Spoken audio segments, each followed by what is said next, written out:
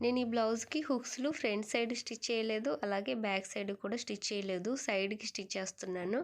Front side stitch చేసుకున్నామంటే single pleat sari ఏదన్నా వేసుకోవాలంటే అది కొంచెం ఇబ్బందిగా ఉంటుంది.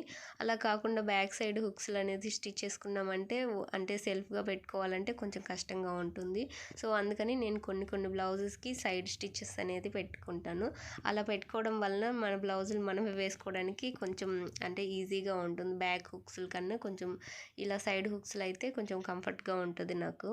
ఈ హుక్స్ అండ్ కాజాలు ఎటు సైడ్ స్టిచ్ చేసుకోవాలి, మనకి హ్యాండ్ దగ్గర నుంచి ఎంత లెంత్‌లో మార్కింగ్ వేసుకొని స్టిచ్ చేసుకోవాలి అనేది ఇలా 1 మినిట్‌లో ఎక్స్‌ప్లెయిన్ చేసే కన్నా ఫుల్ వీడియో మన ఛానల్‌లో ఇస్తాను. ఇంట్రెస్ట్ ఉంటే చూడండి. మనకి చాలా యూజ్ అవుతుంది ఇలాంటి సైడ్ స్టిచెస్ బ్లౌజ్ అనేది.